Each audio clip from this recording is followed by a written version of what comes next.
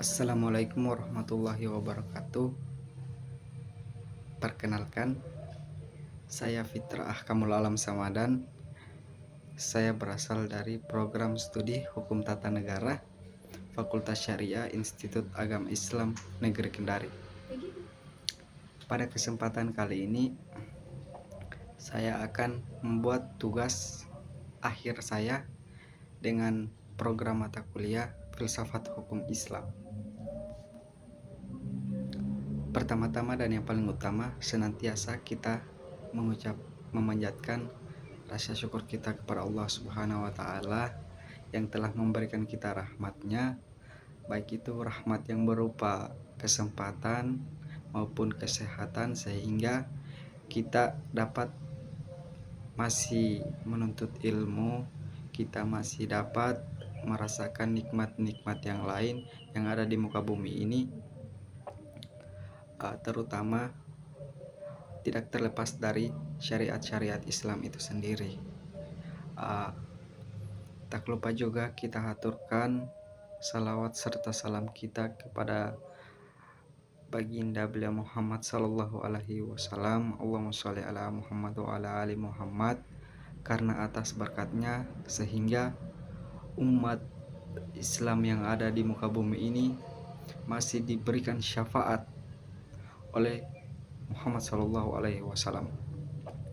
Salah satu juga petunjuk bagi kita, teladan bagi kita, sang revolusioner sejati yang mengajarkan kita risalah-risalah kebenaran, risalah-risalah keadilan itu sendiri di muka bumi ini sesuai dengan syariat-syariat Islam. Pada kesempatan kali ini saya akan langsung saja membahas tentang pengertian filsafat hukum Islam itu sendiri. Saya juga akan menjelaskan tentang penggunaan filsafat hukum Islam sebagai metode, kemudian juga ada objek filsafat hukum Islam, kemudian ada juga saya akan menjelaskan terakhir masa kemunculan filsafat hukum Islam itu sendiri. Saya tidak menjelaskan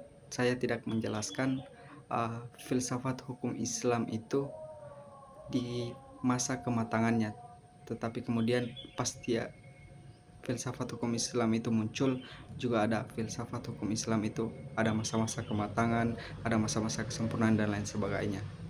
Tetapi yang saya akan bahas kali ini masa kemunculannya saja. Pertama, kita kenal dengan filsafat hukum Islam itu sendiri terdiri dari 3 frasakata. Yang pertama ada kata filsafat, kemudian ada kata hukum, dan ada kata Islam. Nah, menjadi pertanyaan kita sebagai mahasiswa, terutama di bidang mahasiswa di bidang hukum, apa sih yang dimaksud dengan filsafat itu? Kemudian apa sih yang dimaksud dengan hukum itu secara konkret? Tapi kemudian kita akan melakukan pendekatan yang secara al-syariat saja. Kemudian apa sih Islam itu sendiri? Secara definisi, filsafat itu tidak bisa kita pungkiri berasal dari bahasa Yunani yang berasal kata terdiri dari 2 kata, philo dan sophia.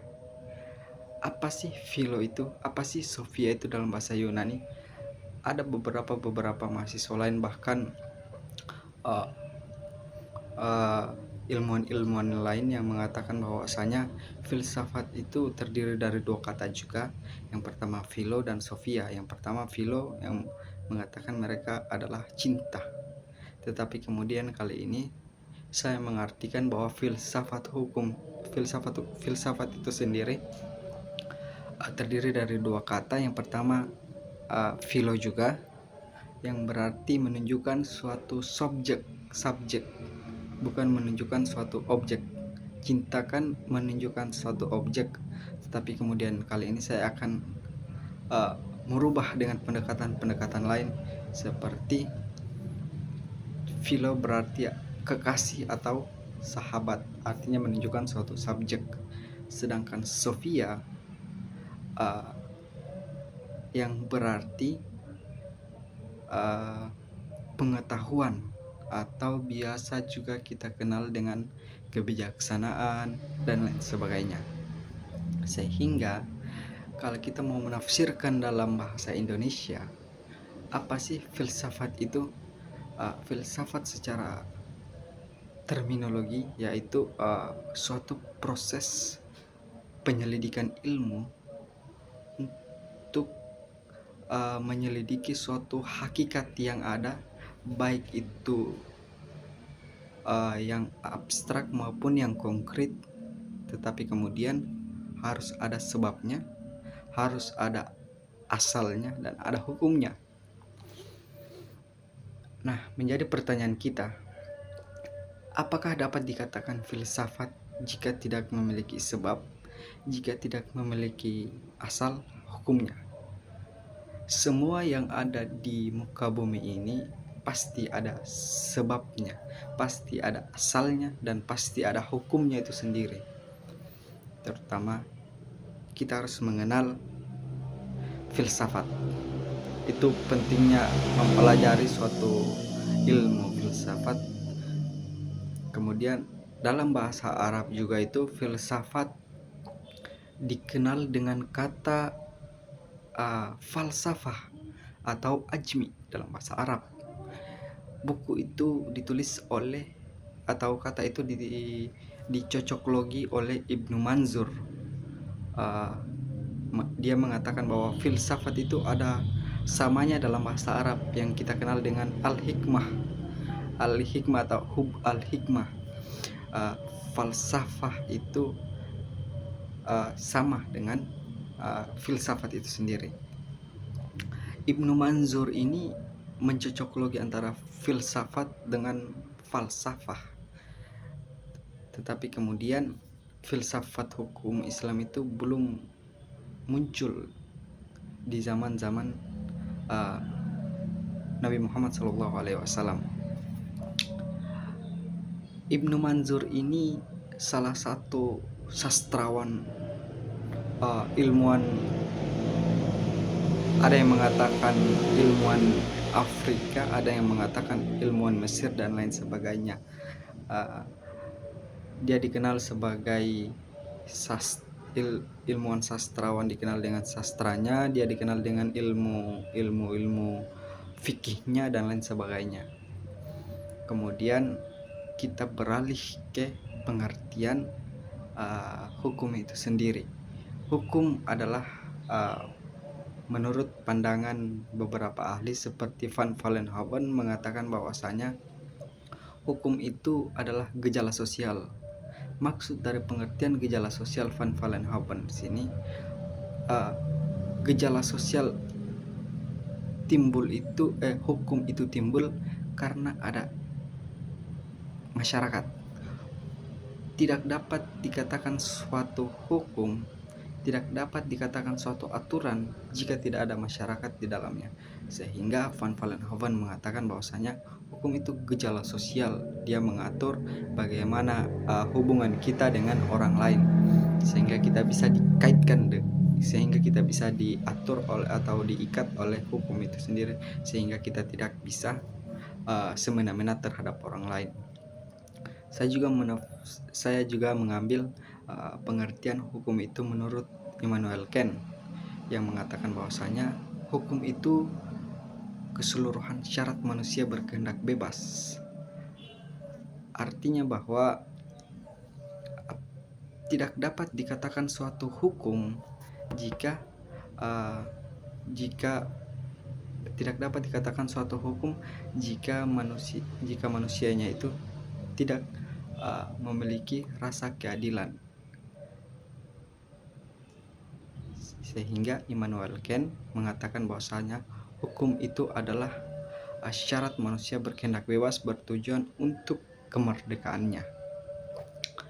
Kemudian kita beralih ke definisi frasa yang ketiga, Islam, yakni Islam adalah suatu agama yang menghimpun ajaran-ajaran syariat, petunjuk bagi manusia sebelum ada dan sesudah ada umat manusia yang di muka bumi ini. Ya, saya kira clear mengenai definisi filsafat hukum Islam secara sederhana. Kemudian kita beralih ke objek filsafat hukum Islam. Kita kenal dengan objek filsafat hukum Islam itu ada objek materialnya dan ada objek formal. Apa sih objek material itu? Apa sih objek formal filsafat hukum Islam? Objek material itu sendiri adalah sesuatu yang dapat dijadikan sarana kita untuk berpikir. Apa saja yang dapat dijadikan sarana kita untuk berpikir? Kayak sembarang, ya, sesuatu hal yang abstrak maupun yang nyata itu kan suatu sarana untuk dapat dijadikan suatu penyelidikan suatu ilmu. Kemudian salah satu contohnya objek ilmu hukum itu ada yang dikenal dengan dogmatik hukum. Dogmatik hukum itu tidak bisa kita pungkiri hukum itu dibuat oleh pemerintah yang memiliki daya ikat. Itu salah satu objek material ilmu hukum. Kemudian apa sih objek material filsafat hukum Islam itu sendiri? Objek material filsafat hukum Islam terbagi lagi menjadi dua. Yang pertama ada kata nas, kemudian ada teks yang berupa kanon. Nah, nas yang dimaksud di sini adalah ajaran-ajaran ilmu kalam atau al-syariat atau Al-Quran yang telah dibukukan oleh ulul amri, seperti antara kias dan lain sebagainya. Kemudian yang kedua ada objek formal. Objek formal itu kita kenal dengan objek formal filsafat hukum Islam adalah proses cara penyelidikan suatu ilmu dengan beberapa pendekatan.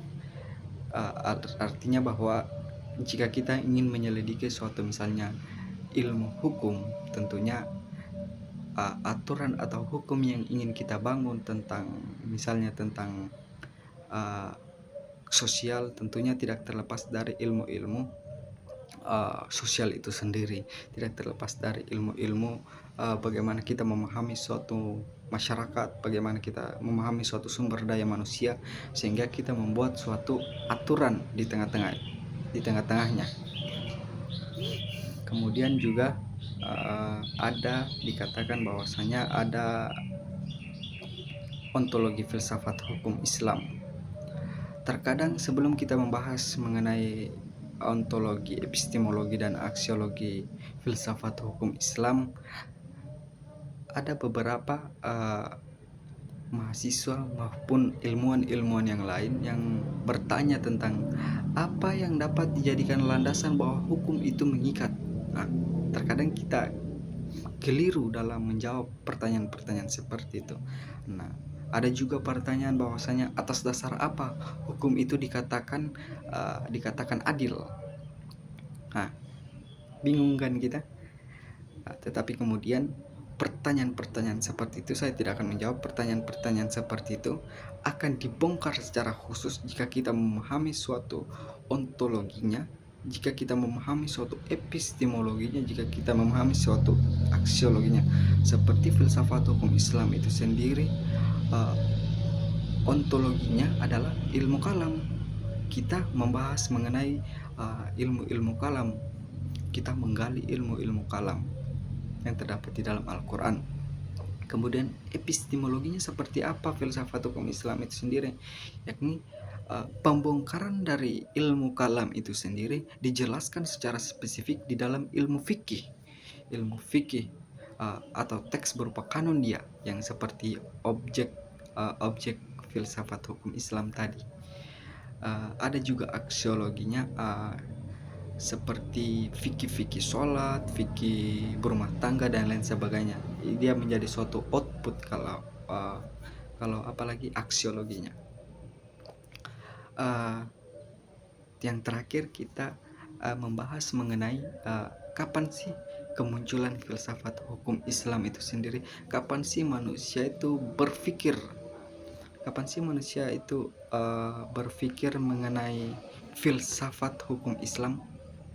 pada zaman Rasulullah Shallallahu Alaihi Wasallam, tentunya segala problematika yang selalu dihadapkan dengan di tengah-tengah masyarakat, uh, jika problematika itu tidak bisa diatasi oleh sahabat-sahabat Nabi atau masyarakat Madinah Mekah, maka uh, petunjuknya ditanya langsung oleh Nabi Muhammad SAW. Jadi filsafat hukum Islam itu sendiri tidak tumbuh pada tidak muncul di saat ada baginda beliau Muhammad SAW, tetapi kemudian masa kemunculan filsafat hukum Islam itu ada pada masa Khulafaur Rasyidin, seperti salah satu contohnya musyawarah Umar bin Khattab. Dia musyawarah Umar bin Khattab diangkat menjadi pemimpin, seperti salah satunya juga sanksi khamar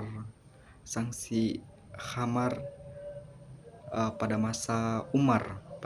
Pada saat itu dia cambukkan konsumsi khamar itu sebanyak 80 kali, sedangkan pada zaman Rasulullah SAW cambukan khamar itu ada sekitar 40 kali. Tetapi kemudian Umar lebih menegaskan bahwasanya khamar itu harus dicambuk sebanyak 80 kali. Artinya bahwa dia harus lebih memberikan sanksi terhadap pecandu atau peminum khamar daripada dia akhirat nanti lebih parah nanti. Ada juga seperti hak sewa menyewa. Ada hadis mengenai hak sewa menyewa. Anak atau mahasiswa hukum harus tahu, ada hadisnya yang mengatakan bahwasanya tidak hadis riwayat Bukhari itu menjelaskan tentang tidak adanya suatu kerugian yang ditanggung oleh penyewa. Itu kata Nabi Muhammad Rasulullah Sallallahu Alaihi Wasallam. Tetapi kemudian tidak adanya kerugian, artinya jika saya meminjam barang kepada Anda, kemudian saya merusak barang Anda, saya tidak berhak untuk mengganti rugi. Kan saya proses, istilahnya kamu sudah kasih kepercayaan sama saya, artinya segala konsekuensi kamu harus yang tanggung. Tetapi kemudian karena kealpaan saya, sehingga saya bisa melupakan barangmu di tempat lain, melupakan barang Anda di mana saja, sehingga saya cecerkan barang Anda sehingga tercecer. Maka dari itu saya tidak dapat dipertanggungjawabkan pada saat Rasulullah Sallallahu Alaihi Wasallam. Tetapi kemudian diralat oleh Ali bin Abi Thalib. Kerugian itu harus juga ditanggung oleh yang meminjam barang, untuk sebagai pertanggungjawaban, sebagai hak dan kewajiban dia harus dipenuhi. Kurang lebih seperti itu untuk masa kemunculan filsafat hukum Islam. Pada masa kemunculan filsafat hukum Islam, jadi dia bukan berada di Rasulullah Shallallahu Alaihi Wasallam, dia belum muncul di zaman beliau, tetapi kemudian filsafat hukum Islam itu sendiri muncul pada Khulafaur Rasyidin. Kemudian ada masa kemunculan, ada masa kematangan. Saya kira masa-masa kematangan dan lain sebagainya akan dijelaskan oleh teman-teman yang lain yang lebih paham mengenai filsafat hukum Islam itu sendiri. Saya akhiri dengan ucapan zikir fikir amal soleh. Wallahul muwaffiq ila aqwamit thoriq. Assalamualaikum warahmatullahi wabarakatuh.